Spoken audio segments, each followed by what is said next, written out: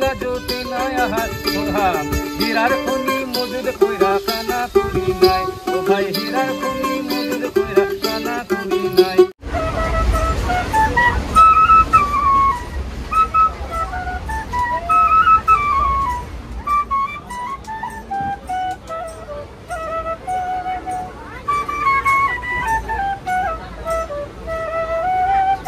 তো বন্ধুরা, নতুন একটা ভিডিওতে সবাইকে স্বাগত জানাচ্ছি। আমি এখন আছি শিয়ালদা রেলওয়ে স্টেশনে, আর শিয়ালদা রেলওয়ে স্টেশন থেকে মা তারা এক্সপ্রেস ধরে যাব শান্তিনিকেতন, এবং শান্তিনিকেতনের সম্পূর্ণ জার্নিটা তোমাদের সঙ্গে শেয়ার করব।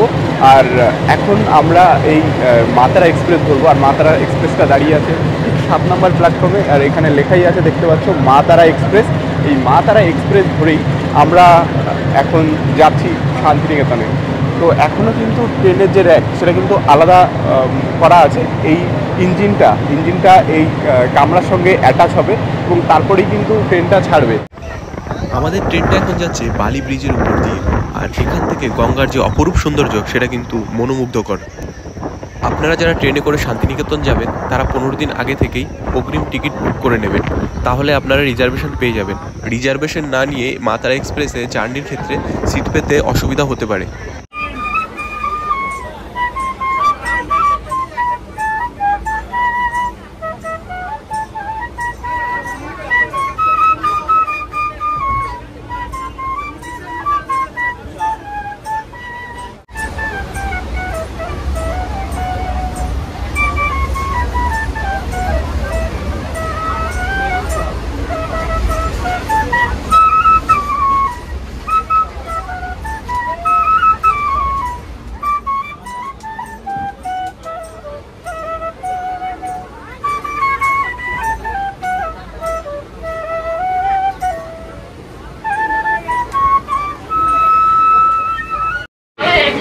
তো বন্ধুরা, আমাদের ট্রেন এখন এই মুহূর্তে দাঁড়িয়ে আছে নৈহাটি স্টেশনের আগে, আর এখন আমরা বসে আছি এখানে। আর ট্রেনটা 10টা 20 নাগাদ বোলপুর শান্তিনিকেতনে পৌঁছবে, আর সেই অপেক্ষা করছি যে কখন শান্তিনিকেতন আসবে।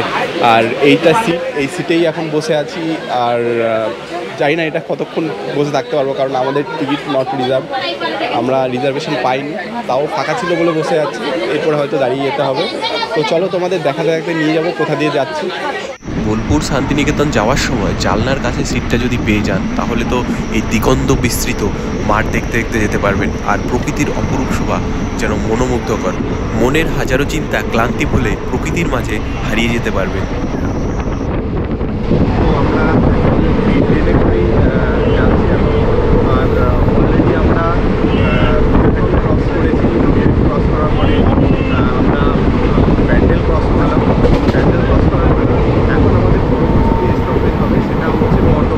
ট্রেন সফরের সময় মাঝে মাঝে এই দরজার কাছে এসে দাঁড়ানোর মজাই কিন্তু আলাদা।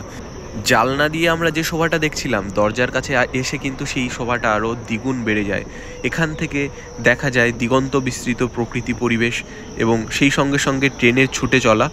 প্রকৃতির বুক চিরে ট্রেন ছুটে চলছে তার গন্তব্যের উদ্দেশ্যে।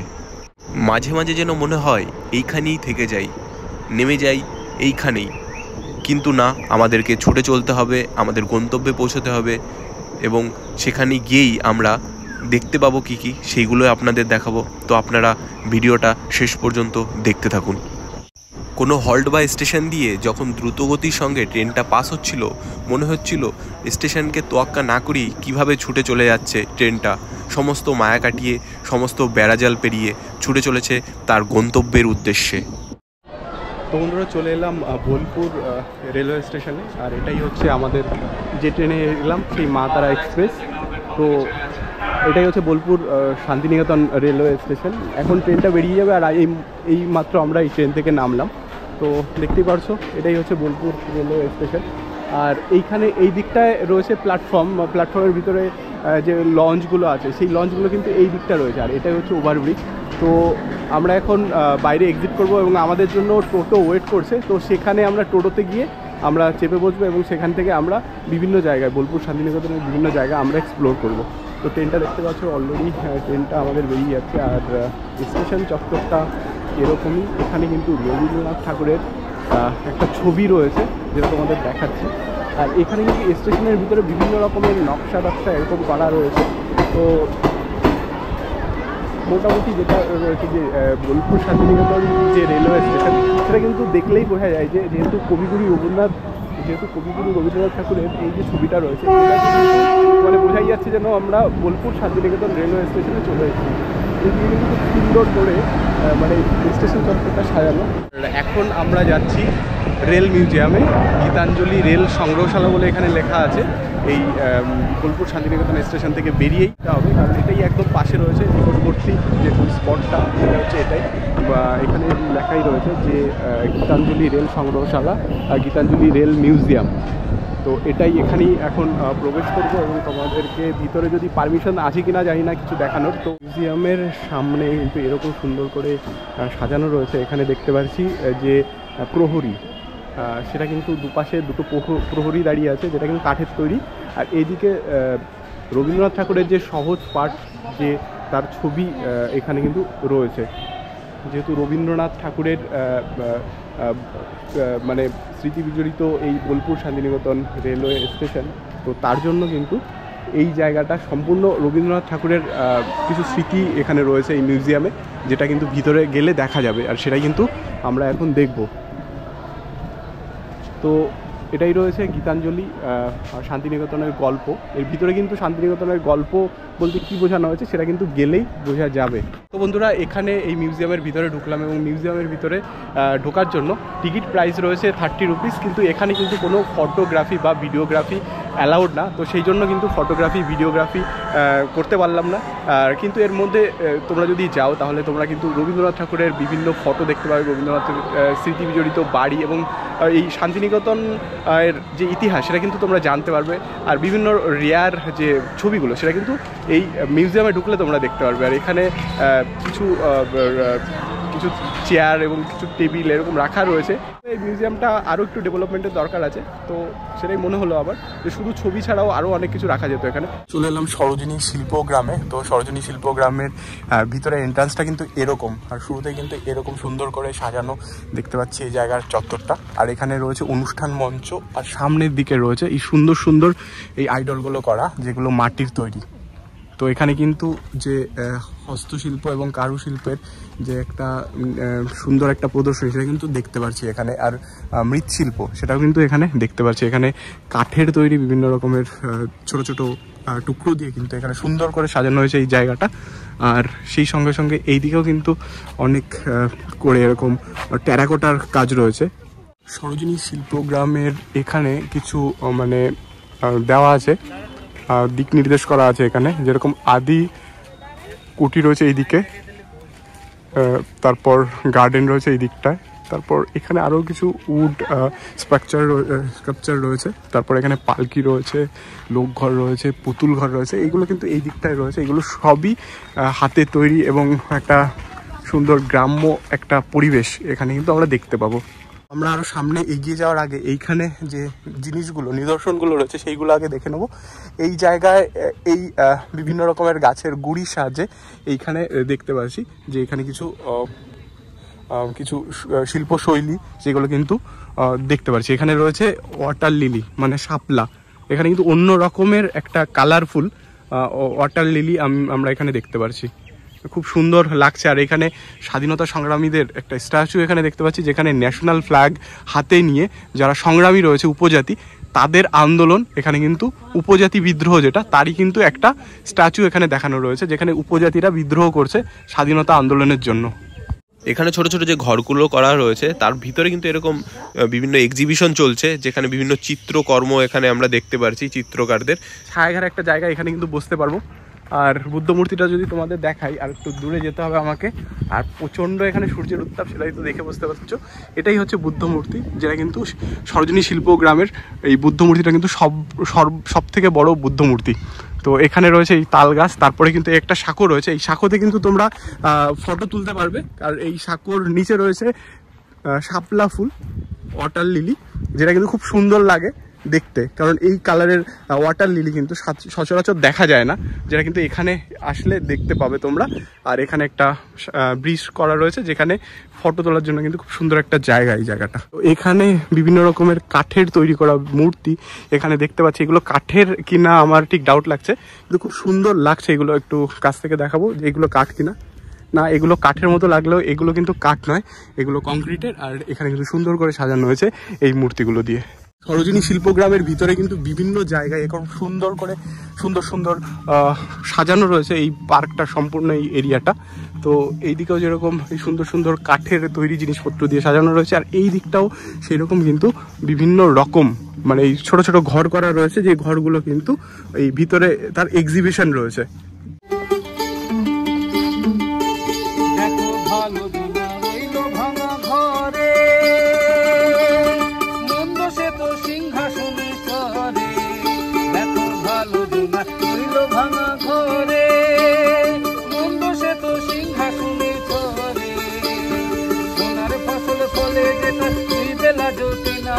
সোনার ফসল ফলে যেটা বেলা জ্যোতি নাই হীরার খনি মজুদ কইরা কানা করি নাই, ও ভাই হীরার খনি মজুদ কইরা কানা করি নাই। ওরে ভাই রে ভাই রে, প্রতিরঙ্গ দেখি দুনিয়ায়, আমি প্রতিরঙ্গ দেখি দুনিয়ায়। আমি যেদিকে তাকাই দেখি অবাক বনে যায়, আমি যেদিকে তাকাই দেখি অবাক বনে যায়। অর্থ কোনো খুঁজে না পাই রে, ও ভাই অর্থ কোনো খুঁজে না পাই রে, ভাই রে ভাই রে, প্রতিরঙ্গ দেখি দুনিয়া। তো এখানে এরকম বিভিন্ন রকমের ঘর করা হয়েছে এবং তার পাশে পালকি করা হয়েছে। তো এইগুলো কিন্তু দেখতে খুবই সুন্দর লাগছে, খুবই আকর্ষণীয় একটা জায়গা এটা। এইগুলো হচ্ছে চিত্র ঘর, যেখানে কিন্তু বিভিন্ন রকমের ঘরের চারপাশের দেওয়ালগুলোতে এই ছবিগুলো আঁকা রয়েছে, যেগুলো কিন্তু খুব সুন্দর করে এখানে মানে ঘরের চারপাশে যে ছবিগুলো, সেইগুলোই এই চিত্র ঘরের বিশেষ বৈশিষ্ট্য। প্রত্যেকটা ঘরের চারপাশে এই সুন্দর সুন্দর ছবি আঁকা রয়েছে। এখানে যে চিত্রঘরগুলো দেখলাম তার ভিতরে কিন্তু এই মাটির দেওয়াল রয়েছে এবং তার সেখানে কিন্তু একটু ঠান্ডা পরিবেশ লক্ষ্য করা যাচ্ছে। পালকি করে আগে বউকে নিয়ে যাওয়া হতো বাপের বাড়ি থেকে শ্বশুর বাড়িতে, আর এখানে বেয়ারা থাকতো 4 জন, 4 বেয়ারার পালকি বলা হতো এগুলোকে। আর তার সামনে একজন প্রহরী থাকতো যে কিন্তু রাস্তা চিনিয়ে নিয়ে যেত। তো এটা কিন্তু খুব সুন্দর একটা দৃশ্য, যেটা কিন্তু এখনকার দিনে বিরল। এখন অনেক আধুনিক, এখন 4 চাকা গাড়িতে করে বর মানে বউ তার শ্বশুর বাড়ি যায়, কিন্তু আগে এই পালকি করেই কিন্তু বউকে শ্বশুর বাড়িতে নিয়ে যাওয়া হতো। যে বাড়িগুলো রয়েছে এটা হলো সিকিমের যে বাড়ি, সেটারই কিন্তু চিত্র দেখানো রয়েছে ভিতরে, যে সিকিমের যে কালচার। তো এই বাড়িটার ভিতরে যদি লক্ষ্য করা যায় তো ভিতরটা কীরকম সেটা দেখাবো। সিকিমের বাড়িগুলো এই যে এরকম করেই কিন্তু সিকিমের যে নিদর্শন সেগুলো কিন্তু এখানে রয়েছে দেওয়া। সিকিমের বাড়ি দেখার পরে এখানে যে বাড়িটা রয়েছে এটা হচ্ছে বিহারের বাড়ি, এখানে লেখা রয়েছে বিহার। তো বিহারের বাড়ি কীরকম সেটা কিন্তু ভিতরে ঢুকলে আমরা দেখতে পাবো। তো ভিতরে এটা হচ্ছে বিহারের বাড়ি কীরকম হয়ে থাকে, কীরকম পোশাক পরিচ্ছদ রয়েছে সেটা কিন্তু এখানে প্রদর্শনীতে দেখানো রয়েছে, কীভাবে ওনারা জীবনযাপন করেন। এটা হচ্ছে বিহারের বাড়ি। আমরা যে বাড়িটা দেখব সেটা হচ্ছে আসামের বাড়ি। তো এখানে লেখা রয়েছে আসাম। তো আসামের কালচারগুলো দেখা যাবে, এখানে একটা গন্ডার রয়েছে আর এই আসামের কালচার এখানে লেখা রয়েছে আসাম। তো ভিতরে গেলে এই আসামের কালচারটা কিন্তু লক্ষ্য করা যাবে। তো এখানে কিভাবে মাছ ধরা হয় সেই মাছ ধরার যন্ত্রপাতি এখানে দেখতে পাচ্ছি। এখানে একটা সাধারণ ঘরের পরিবার কীরকম জীবনযাপন করে সেটা এখানে লক্ষ্য করা যাচ্ছে। তাদের বাদ্যযন্ত্র এখানে দেখতে পাচ্ছি, তাদের পোশাক কী পোশাক ওনারা পরেন সেটা দেখতে পাচ্ছি, এবং তাদের বই পুস্তক সেগুলো কিন্তু এখানে দেখতে পাচ্ছি। রয়েছে ঝাড়খণ্ডের বাড়ি, তারপরে রয়েছে মণিপুরের বাড়ি, এটা হচ্ছে মণিপুরের বাড়ি। আর তার এই দিকে রয়েছে ত্রিপুরার বাড়ি। মণিপুরের বাড়ির ভিতরে যদি ঢুকি তাহলে এখানে যেটা দেখতে পাচ্ছি, এখানে মণিপুরের আদিবাসীদের নৃত্য এখানে দেখতে পাচ্ছি। তারপরে তারা মাছ ধরেন কি কি জিনিসপত্র দিয়ে, সেইগুলো এই যে মাছ ধরার উপকরণ সেটা দেখতে পাচ্ছি। তারপরে এখানে দেখতে পাচ্ছি তাদের লোকসঙ্গীত বা লোকশিল্প, যা নৃত্য বা শিল্পকলা, সেটা কিন্তু এখানে দেখতে পাচ্ছি। এখানে তাদের বিভিন্ন রকমের ইউজ করা সামগ্রী, দৈনন্দিন কাজে ইউজ করা জিনিসপত্র এবং তাদের পুতুল, সেগুলো কিন্তু এখানে লক্ষ্য করছি, তাদের পোশাকও এখানে লক্ষ্য করছি। এটা হচ্ছে আন্দামানের বাড়ি। আন্দামানের বাড়িটা দেখতে হচ্ছে কীরকম হয় এবং গোলাকৃতির, একদম ব্যালন আকৃতির বাড়ি এখানে দেখতে পাচ্ছি। ভিতরটা যদি দেখায়, ভিতরটা কিন্তু এরকম। তারপরে এইদিকে যেটা রয়েছে, এদিকে নিকোবরের বাড়িটা রয়েছে, এটা কিন্তু অনেকটা দোতলা বাড়ির মতো, কিন্তু নিচে কোনো রকমের কোনো থাকে না কেউ, নিচে বিশ্রামের জন্য জায়গা। আর উপরে উঠে তারপর মানে সিঁড়ি রয়েছে, সেই সিঁড়ির উপরে উঠে এই উপরে পাটাতনে কিন্তু ওনারা বসবাস করেন।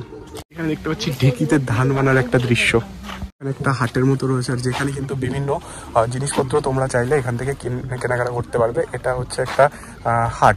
খাদির যে কাপড় জামা সেগুলো কিন্তু এখানে রয়েছে। এখানে সমস্ত কিছু খাদির এখানে জামা এবং পাঞ্জাবি এখানে রয়েছে। এটা সরোজিনী শিল্পগ্রামে ভিতরে এই হাটটা রয়েছে। বন্ধুরা, সরোজিনী শিল্পগ্রামের পরে পরবর্তী ডেস্টিনেশন তার পাশেই রয়েছে সুরুল জমিদার বাড়ি।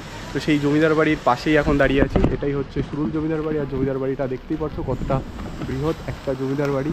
আর এই জমিদার বাড়ির ভিতরে প্রবেশ করার জন্য টিকিট প্রাইস রয়েছে 10 রুপিস, 10 টাকা টিকিট প্রাইস রয়েছে। তো আমরা ভিতরে ঢুকবো এই জমিদার বাড়ির, এবং ভিতরে ঢুকে কি কি রয়েছে সেগুলো কিন্তু দেখবো। এখানে একটা মন্দির রয়েছে এই জমিদার বাড়ি, আর এখানে কিন্তু ইটের কাজ চলছে। মন্দির মানে ইটের জমিদার বাড়িটা রিনোভেশন চলছে। তো এখানে উঠতে গেলে কিন্তু জুতো খুলেই প্রবেশ করতে হবে এই জমিদার বাড়িতে। আর খুব সুন্দর একটা মানে জায়গা এই জমিদার বাড়িটা। এই জমিদার বাড়ি কিন্তু সেই প্রাচীন আমলের, এই বোলপুর শান্তিনিকেতনের প্রাচীন জমিদার বাড়ি, যেখানে সুরুল রাজা এই জমিদার বাড়িতে থাকতেন, সেই সুরুল জমিদার এখানে থাকতেন। তো সেই জায়গাটাই কিন্তু এই জমিদার বাড়িটা। তো বন্ধুরা, আমাদের রেলওয়ে মিউজিয়ামটা দেখা হয়ে গেল, এবং সেখান থেকে বেরিয়ে আমরা এখন বনবীথি হিসেলঘরে যাব, এবং সেখানে গিয়ে আমরা লাঞ্চটা সেরে নেবো, কারণ অলরেডি লাঞ্চ টাইম হয়ে গেছে। আর সেই জন্য এখন আমরা ডিরেক্টলি আমরা বনবীথি হিসেলঘরে যাচ্ছি, এবং সেখানে গিয়ে আমরা ওখান থেকে লাঞ্চটা করে নেবো। কারণ ওখানে যেটা আমরা শুনেছি যে ওখানে লাঞ্চটা খুব ভালো করে, মানে যে হেসেলটা রয়েছে সেটা খুবই পপুলার একটা হেসেল, এবং খাবারটাও খুব ভালো করে। সেটাই দেখবো চেক করে যে কতটা ভালো করে আর কতটা টেস্টি, সমস্ত কিছু জানাবো। তো বন্ধুরা, সুরুল জমিদার বাড়ি দেখার পরই আমরা ডিরেক্টলি চলে গেলাম বনবীথি হেসেল ঘরে। আর এইখানের খাবার কিন্তু অসাধারণ টেস্ট হয়। তোমরা যারা আগে খেয়েছো তারা বুঝবে, এখানে খুবই টেস্টি খাবার পাওয়া যায়। আর এখানের পরিবেশনাটাও কিন্তু একটু আধুনিক, মানে অন্য রকমের। দেখো আমাদেরকে কীরকম কাঁসার থালা, বাটি, গ্লাস এবং মগে করে কিন্তু আমাদের জল দেওয়া আছে, যেটা কিন্তু একটা ইউনিক একটা মগে জগ টাইপের। সেটা কিন্তু একটা বদনা, যেটাকে কিন্তু বাথরুমের কাজে ইউজ হয়, সেই রকম বদনাতে করেই কিন্তু আমাদেরকে জল দেওয়া হয়েছে। আর এইখানের খাবার কিন্তু খুবই টেস্টি, যেটা আমি আপনাদের আগেই বলেছি যে খাবার খুবই টেস্টি। এবং এই খাবার খেয়ে কিন্তু সত্যি বলছি আমাদের খুবই ভালো লেগেছিল। আমরা ভেজ থালি নিয়েছিলাম। ভেজ থালির প্রাইস হচ্ছে 170 টাকা। 170 টাকার ভেজ থালিতে আনলিমিটেড ভাত, তরকারি সব কিছুই পাওয়া যাবে। তো এই থালিটা নিলাম। এই থালিটা খুবই টেস্টি ছিল, এবং এই থালিটা আমরা পেট ভরে খেলাম, এবং আমরা পুরো একদম খাবার খেয়ে পুরোপুরি স্যাটিসফাইড। মানে এত সুন্দর খাবার, এত টেস্টি খাবার। ভেজ খেলাম, তাও মনে হলো যেন সমস্ত খাবারের টেস্ট পেয়ে গেলাম। আমাদের লাঞ্চ করা হয়ে গেল, এখানে লাঞ্চ করলাম, এবং লাঞ্চটা সত্যি খুব দারুণ ছিল। এখানে তোমরা এখানে যদি লাঞ্চ করতে চাও এখানে এসে, তাহলে এটা হয়েছে বনবীথি হেসেল। সেখানে এসেই কিন্তু এখন আমরা লাঞ্চটা কমপ্লিট করলাম। এখন আমরা নেক্সট ডেস্টিনেশনে যাব, বনবীথি হেসেল। দেখতে পাচ্ছ ভিতরটা কতটা সুন্দর। আর এখানে আমরা এলাম, এবং এখানে খাবার খেলাম ভেজ থালি। তারপর এখান থেকে এখন বেরিয়ে যাবো, এবং বেরিয়ে আমরা এই ঘর থেকে আমরা যাব। তো এই হেসেল ঘরের বাইরেটা কিন্তু দেখতে খুবই সুন্দর। বাইরেটা তোমাদের একবার দেখাই এখান থেকে। তারপর আমরা যাব উপরে। তো বাইরে এখান থেকে কিন্তু দেখতেই পাচ্ছ খুব সুন্দর একটা ভিউ এখানে পাচ্ছি। এখানে এই যে ছাতিমতলাটা রয়েছে, এখানে এটা হচ্ছে মহর্ষি দেবেন্দ্রনাথ ঠাকুরের ধ্যানের বেদি। আনুমানিক 1862 সালের মার্চ মাসে তিনি কিন্তু এই স্থানে প্রথম আসেন, এবং দুটি ছাতিম গাছের নিচে তিনি ধ্যান করেন। পরবর্তীকালে এটি বেদি নির্মিত হয়, সেটাই হচ্ছে ছাতিমতলা, যেখানে রবীন্দ্রনাথ ঠাকুর ধ্যান করতেন। সেই জায়গাটা কিন্তু এই ভিতরে রয়েছে তার, যেখানে কিন্তু রবীন্দ্রনাথ ঠাকুর ধ্যান করতেন। তো এই হচ্ছে সেই জায়গাটা। তো বন্ধুরা, এই বিশ্বভারতী ইউনিভার্সিটির সামনে দিয়ে আমি এখন আস্তে আস্তে যে গেটের দিকে এগোচ্ছি। বিশ্বভারতী ইউনিভার্সিটি। তো এইখানে রয়েছে টিকিট কাউন্টার। তো এখানে গিয়ে দেখবো যে টিকিট প্রাইস কত রয়েছে, তো সেটা দেখব। তো এই ছাতিমতলার যে জায়গাটা মানে গেটটা, এটা কিন্তু এই দিকটা রয়েছে। আর বিশ্বভারতী ইউনিভার্সিটি যেখানে হচ্ছে মিউজিয়ামটা রয়েছে, সেই মিউজিয়ামটা টিকিটটা কিন্তু এখান থেকে পাওয়া যাবে। আর টিকিট প্রাইস রয়েছে, যদি স্টুডেন্ট হয় তাহলে 10 রুপিস, আর যদি স্টুডেন্ট ছাড়া এখানে কিন্তু 100 রুপিস। আর তাছাড়াও সার্ক দেশগুলোর যারা রয়েছে তাদের জন্য কিন্তু 500 রুপিস টিকিট প্রাইস রয়েছে। এটা কিন্তু সেই বিশ্বভারতী মিউজিয়াম, এখান দিয়ে কিন্তু প্রবেশ করতে হয়। আর মিউজিয়ামের ভিতরে যেহেতু ভিডিওগ্রাফি অ্যালাউড না, সেজন্য মিউজিয়ামের ভিতরে কী আছে সেটা কিন্তু দেখানো আমাদের পক্ষে পসিবল হলো না। তো আর এখানে যে ছাতিমতলাটা রয়েছে, ছাতিমতলার যে রাস্তাটা, এটাই হচ্ছে ছাতিমতলার রাস্তাটা। এখান দিয়ে কিন্তু ভিতরে প্রবেশ করা যাবে। বিশ্বভারতী ইউনিভার্সিটির মধ্যেই একটা পুরনো বটগাছ রয়েছে, যে বটগাছটা কিন্তু অনেকটা এরিয়া জুড়ে বিস্তৃত। তো এখন তোমাদের সেই বটগাছটাই দেখাবো যে কতটা এরিয়া জুড়ে এই বটগাছটা বিস্তৃত। আমরা বোটানিক্যাল গার্ডেনে যেরকম বটগাছ দেখেছি, এটাও কিন্তু ঠিক সেরকমই বটগাছ, যেটা কিন্তু অনেক ঝুড়ি নেমেছে এবং মনে হচ্ছে যেন একটা আলাদা আলাদা বটগাছ, কিন্তু এটা কিন্তু একটাই বটগাছ, যেটা বিশ্বভারতী ইউনিভার্সিটির গ্রাউন্ডে রয়েছে। এটা কিন্তু একটাই বটগাছ এবং অনেকটা এলাকা জুড়ে কিন্তু এই বটগাছটা বিস্তৃতি লাভ করেছে। আর এখানেই রয়েছে ছাতিমতলা। আর ছাতিমতলা যেটা রয়েছে, এখানে ছাতিমতলার এন্ট্রি গেটটা বন্ধ, কারণ ওই দিকটা দিয়ে মন্দির চত্বর দিয়ে কিন্তু ছাতিমতলা গেটটা প্রবেশ করতে হয়। কিন্তু এখানে যেহেতু গেট বন্ধ রয়েছে, সেজন্য ভিতরে প্রবেশ করা যাবে না। এটাই হলো ছাতিমতলা, যেটা বিশ্বভারতী মিউজিয়ামের ঠিক অপোজিটে রয়েছে। এটা হলো বিশ্বভারতী যে ইউনিভার্সিটি, তার কিন্তু এটা পুরনো খেলার মাঠ, এবং এই মাঠের কিন্তু একটা নির্দিষ্ট সময়সীমা রয়েছে, সকাল 5টা থেকে 8টা এবং বিকাল 6টা থেকে 7টা পর্যন্ত। তো বন্ধুরা, বিশ্বভারতী যে মিউজিয়ামটা রয়েছে তার ঠিক পাশেই রয়েছে এই মন্দির প্রাঙ্গণ। এই মন্দির প্রাঙ্গণ আজকে আমরা এসে দেখলাম যে মন্দির প্রাঙ্গণটা বন্ধ আছে। আর এখানে দেখতে পাচ্ছি সুবিশাল একটা বটগাছ, এবং এইখানে এই যে লেখা রয়েছে যে মন্দির ঐতিহ্যময় প্রাঙ্গণ, সংরক্ষিত এলাকা, প্রবেশ নিয়ন্ত্রিত।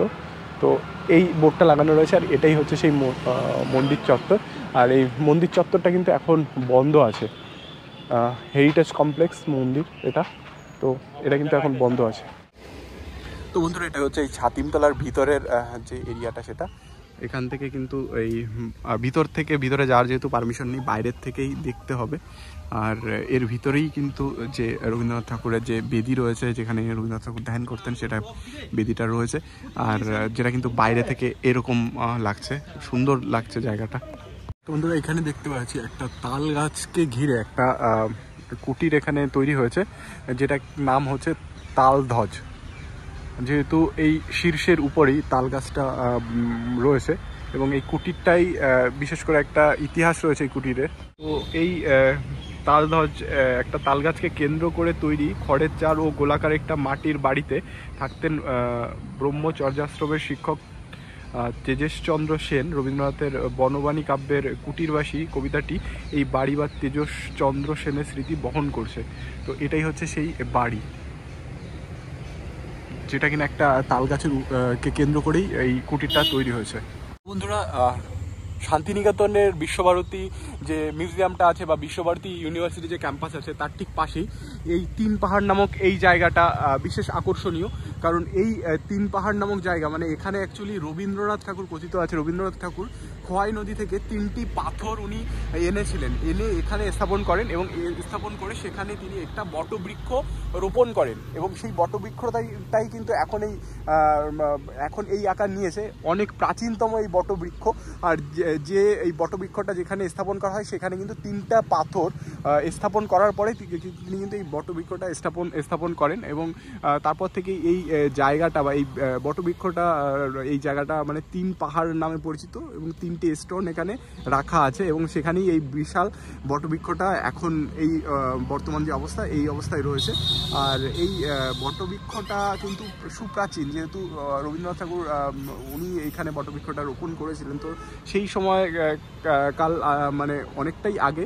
তো সেখানে কিন্তু এখন এই বর্তমানের এই বটবৃক্ষটা কিন্তু এই জায়গাটা একদম সেফটিভাবে এখানে ঘিরে রাখা হয়েছে এবং ভিতরে কিন্তু প্রবেশের কোনো অধিকার নেই, কারো কোনো পাবলিককে ভিতরে প্রবেশ করার অনুমতি নেই।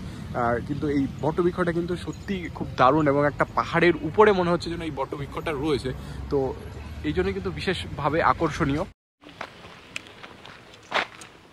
তো বন্ধুরা, শান্তিনিকেতনের আর একটা বিশেষ উল্লেখযোগ্য স্থান যেটা হলো এই বুদ্ধ স্ট্যাচু, যেটা কিন্তু অনেক বড় একটা বুদ্ধ স্ট্যাচু, বুদ্ধের একটা মূর্তি তোমরা আসলে দেখতে পাবে। আর এইখানে কিন্তু এই বোধি বৃক্ষ, এখানে কিন্তু তোমরা দেখতে পাচ্ছ একটা বৃক্ষ, তার নিচে গৌতম বুদ্ধের মূর্তি রয়েছে। এইখানে বোধি বৃক্ষ বলা হয় এটাকে, যে বৃক্ষের নিচে বসে 6 বছর কঠোর সাধনা করে বুদ্ধত্ব লাভ করেছিলেন বুদ্ধগয়া থেকে আনিত সেই প্রজাপতি বৃক্ষ, মানে বুদ্ধগয়া থেকে সেই প্রজাপতি বৃক্ষটাকে এনে এখানে রোপণ করা হয়েছে এবং যেখানে কিন্তু গৌতম বুদ্ধ সাধনা করে সিদ্ধি লাভ করেছিলেন কঠোর সাধনা করে। আর এখানে গৌতম বুদ্ধের মূর্তিও রয়েছে, আর এইটাই হচ্ছে সেই বোধি বৃক্ষ। আর এই পাশে রয়েছে গৌতম বুদ্ধের মূর্তি। তো গৌতম বুদ্ধের যে মূর্তিটা রয়েছে সেটা আমি সামনে থেকে দেখব, সামনে থেকে কেমন লাগছে। আর এটা কিন্তু খুবই মানে আকর্ষণীয় একটা স্ট্যাচু, যেহেতু অনেক বড় স্ট্যাচু যেহেতু, সেহেতু কিন্তু দেখতেও কিন্তু খুব সুন্দর লাগছে এই জায়গাটা। আর দেখতেই পারছো সুবিশাল বুদ্ধ মূর্তি এখানে আমরা কিন্তু দেখতে পারছি। তো এই জায়গাটায় তোমরা যদি আসো তাহলে তোমাদের এই সোনাঝুরি হাটটা থেকে আরও একটু সামনের দিকে এগিয়ে আসতে হবে, তাহলে কিন্তু তোমরা এই গৌতম বুদ্ধের যে স্ট্যাচু সেটা কিন্তু দেখতে পারবে।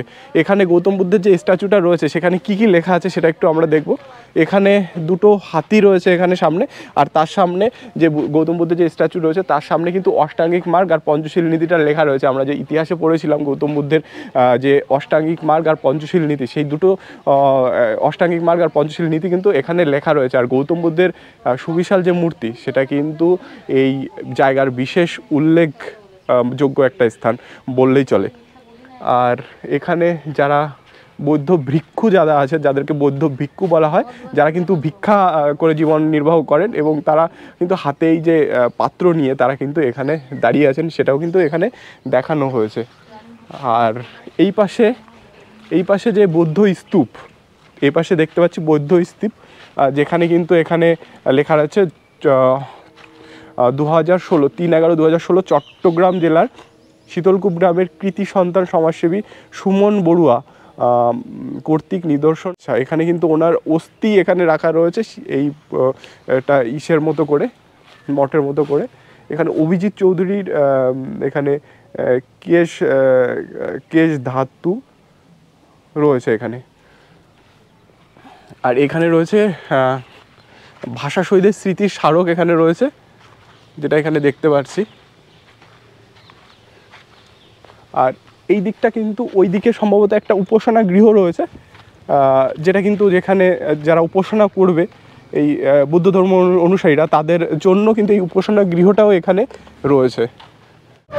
মাটির বাড়ি রয়েছে, যেখানে কিন্তু আদিবাসীদের, সম্ভবত এটা আদিবাসীদের বাড়ি। টোটোতে করে আমরা যখন বুদ্ধ স্ট্যাচু থেকে ফিরছিলাম তখন এই ছোট বাচ্চা ছেলেটার কাণ্ড দেখে তো অবাক। বাচ্চা ছেলেটা হাতে একটা প্লাস্টিক নিয়ে, আবার প্লাস্টিকটা মুখে কামড়ে সে কিন্তু দৌড়াচ্ছে আমাদের টোটোর সঙ্গে যাওয়ার জন্য। আমরা আমাদের শৈশব পেরিয়ে এসেছি, কিন্তু সেই শৈশব কালটাই ছিল সব থেকে আনন্দের সময়। শান্তিনিকেতনের সব থেকে যে জনপ্রিয় জায়গাটা, যেখানে কেনাকাটার জন্য অনেক দূরান্ত থেকে যারা এখানে আসে, কলকাতা থেকে যারা আসে তারা অবশ্যই এই জায়গাটায় আসে। এই জায়গাটা হলো সোনাঝুরি হাট। আর এই সোনাঝুরি হাটে বিভিন্ন জিনিসপত্র পাওয়া যায়, যেগুলো কিন্তু অনেক কম দামে, কম প্রাইসে পাওয়া যায় এখানে। আর এখানে কিন্তু এই খাদি শিল্প বা সুতি কাপড় বা যে হাতে তৈরি যে জিনিসগুলো রয়েছে সেগুলো কিন্তু পাওয়া যাবে এখানে এই হাটে আসলে। তো এই হাটটাকে তোমাদের দেখায়, এই হাটটা এরকম, এগুলো সবই কিন্তু হাতে তৈরি। এইখানে রয়েছে কানের, নাকের, হাতের সমস্ত রকমের রয়েছে, জুয়েলারি রয়েছে, লেডিস জুয়েলারি দেখতেই পারছো, কড়ি দিয়ে তৈরি এবং আরও অনেক রকমের চুল বাঁধা থেকে শুরু করে কানের, নাকের, হাতের সব কিছুরই কিন্তু হাতের তৈরি, কাপড়ের তৈরি এই জুয়েলারিগুলো রয়েছে। এগুলো সবই কাপড়ের এবং হাতে তৈরি জুয়েলারি, হ্যান্ডমেড জুয়েলারি, যেটা তোমরা কিন্তু এই সোনাঝুরি হাটে আসলে পাবে। তারপরে রয়েছে এখানে বিভিন্ন রকমের ক্লোদিংস, যেগুলো কিন্তু এই সোনাঝুরি হাটে আসলে পাওয়া যায় এবং অনেক রিজনেবল প্রাইসে। শাল রয়েছে এখানে দেখতে পাচ্ছি। এটা কত কত দাম? 1000 টাকা? এই যে এই শালগুলো, এটা শাল নাকি? শাড়ি আছে, শাড়ি সিল্ক আছে। আচ্ছা সিল্ক, এগুলো কটন উপর। আচ্ছা কটনে, এগুলো আপনার আসবে 1000 উপর। আচ্ছা আচ্ছা, এগুলো কেমন দাম? এগুলো যদি নেন দাদা গাছে 1000 আছে, এগুলো 1200 করে পড়বে। আচ্ছা আচ্ছা, এগুলো সিল্ক আছে 650, আচ্ছা ডিসকাউন্ট হবে। আচ্ছা আচ্ছা, এর মধ্যে ডিসকাউন্ট আছে। মোটামুটি সিল্কে 600 আর কটন হলে 1200 দাম বলছে, কিন্তু এখানে কনসেশন হবে সেটাই উনি বলছে। তো তারপরে এই যদি টোটাল যদি তোমাদের যদি এই সোনাঝুরি হাটটা দেখায়, তাহলে কিন্তু এখন আজকে শনিবার, আজকে যেহেতু শনিবার সেজন্য হাটটা কিন্তু বসেছে, ভালোভাবেই বসেছে এবং অনেক লোক আছে, তারা কিন্তু এই হাটে এসছে। আর এখানে কিন্তু যে সোনাঝুরি হাটের বিশেষ যে নৃত্য, সেটাই কিন্তু তোমাদের দেখাচ্ছে। তো এখানে অনেক জিনিস এই সোনাঝুরি হাটে আসলে কিন্তু তোমরা কিনতে পারবে। আর এখানে যে বিশেষ নৃত্য, যেটা হচ্ছে সোনাঝুরি বাজারে যেটা লক্ষ্য করা যায়, সেটা হচ্ছে এই সোনাঝুরি নৃত্য। আর এখানে কিন্তু নৃত্য যে কোনো কেউ পার্টিসিপেট করতে পারে, এটার সাথে সাথে কিন্তু তারা কিন্তু নাচতে পারে। এটা কিন্তু বিশেষ একটা উল্লেখযোগ্য একটা নৃত্য সোনাঝুরি হাটে কিন্তু যেটা দেখা যায়।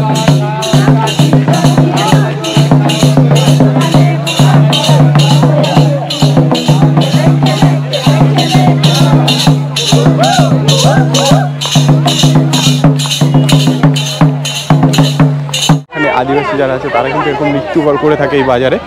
আর এখানে আরও অনেক রকমের এই জিনিস এই হাটে আসলে পাওয়া যায়। বিভিন্ন রকমের এখানে রয়েছে দৈনন্দিন কাজে ইউজ করার জন্য, ঘর সাজানোর জন্য এই জিনিসগুলো এই হাটে অ্যাভেলেবল রয়েছে। এখানে রয়েছে ব্যাগ, অনেক রকমের ব্যাগ, হ্যান্ডমেড ব্যাগ, এগুলো রয়েছে এই হাটে। তো এই ব্যাগগুলো কিন্তু তোমরা আসলে পেয়ে যাবে। এগুলো হাতে তৈরি ব্যাগ, সবগুলোই হাতে তৈরি। এদিকেও হ্যান্ডমেড আরও অনেক রকমের ব্যাগ রয়েছে। সোনাঝুরি হাট থেকে বেরিয়ে আমরা চলে এলাম কোপাই নদীর তীরে।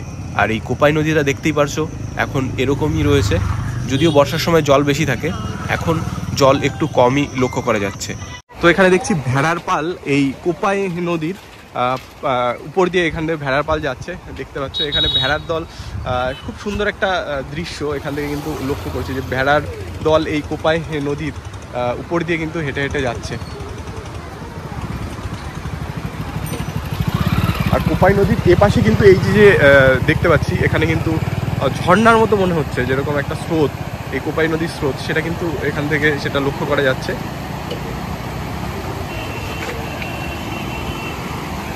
একটা অন্য রকমের মনে হচ্ছে, যেন ঝর্ণা, সেরকমই কিন্তু মনে হচ্ছে কোপাই নদীর এই জায়গাটা থেকে। আর ওই দিকে দূরে দূরে কিন্তু ওই যেহেতু কোপাই নদীটা এখন শুকিয়ে গেছে, তো অনেকে কিন্তু ওই দিকটাও হেঁটে হেঁটে এই কোপাই নদীর তীরের যে দৃশ্যটা, সেটা কিন্তু উপভোগ করছে। এখন যেহেতু বর্ষাকাল না, মানে বৃষ্টি হচ্ছে না, সেই জন্য কিন্তু জল অনেক কম আছে। বর্ষা যখনই শুরু হবে, তখন কিন্তু এই জায়গাটা জলে পরিপূর্ণ হবে, তখন কিন্তু একটা অন্য রকমের সৌন্দর্য লক্ষ্য করা যাবে এই কোপাই নদীর তীরে। যদি উপরের থেকে ভিউটা দেখাই, তাহলে কিন্তু এরকম মনে হচ্ছে যে দেখতেই পাচ্ছ চারিদিকে কতটা শান্ত জায়গা এই জায়গাটা। এই ব্রিজটার থেকে আরও কিন্তু বিশেষ আকর্ষণীয় হয়ে উঠেছে এই কোপাই নদী। আর ওখানে অনেকে যারা টুরিস্ট যারা আছে, তারা কিন্তু এখানে দাঁড়িয়ে এই শোভাটাকে উপভোগ করছে। খুব সুন্দর একটা পরিবেশ। যদি তোমরা আসো, অবশ্যই এই জায়গাটা আসবে, তাহলে কিন্তু মন ভালো হয়ে যাবে। এখানে কিন্তু স্রোত লক্ষ্য করছি, এরকম সুন্দর স্রোত এখানে এই কোপাই নদীর। আর যেখানে কিন্তু ফেনা তৈরি হয়েছে, এই জল যখন পড়ছে তখন কিন্তু এখানে একটা ফেনার আকার তৈরি হচ্ছে। আর এখানে মাছ বা সাপ যেটাই হোক, এখান থেকে কিন্তু দেখা যাচ্ছে। সুন্দর একটা পরিবেশ, এই বিকালের, এই পড়ন্ত বিকালের এই সুন্দর প্রকৃতির একটা অপরূপ সৌন্দর্য। এইদিকে কিন্তু স্রোত নেই, যেহেতু এইদিকে উঁচু, সেখান থেকে কিন্তু জলটা যখন এই পাশে পড়ছে, তখন স্রোতটা হালকা স্রোত মনে হচ্ছে। 13,018 গণদেবতা এক্সপ্রেস ধরে আমরা 6টা 6 বিকাল 6টা 6 আমরা ফিরছিলাম হাওড়ার উদ্দেশ্যে। কারণ এছাড়া কলকাতার দিকে বা শিয়ালদার দিকে কোনো ট্রেন ছিল না, তাই আমাদেরকে হাওড়ায় স্টেশন হয়েই ব্যাক করতে হবে। তো তোমরা যারা শান্তিনিকেতন ঘুরবে, তারা কিন্তু এই ট্রেনটা ধরতে পারো, কারণ এই ট্রেনটা 6টা 6 ছাড়ছে আর হাওড়ায় স্টেশনে পৌঁছাবে 9টা 40 মিনিটে। তো বন্ধুরা, ভিডিওটা যদি ভালো লাগে অবশ্যই লাইক, কমেন্ট, শেয়ার, আর নতুন হয়ে থাকলে চ্যানেলে তাহলে সাবস্ক্রাইব করতে হবে। আর পরবর্তীতে নতুন ভিডিও আর নতুন ব্লগে আপনাদের সঙ্গে আবার দেখা হবে। তো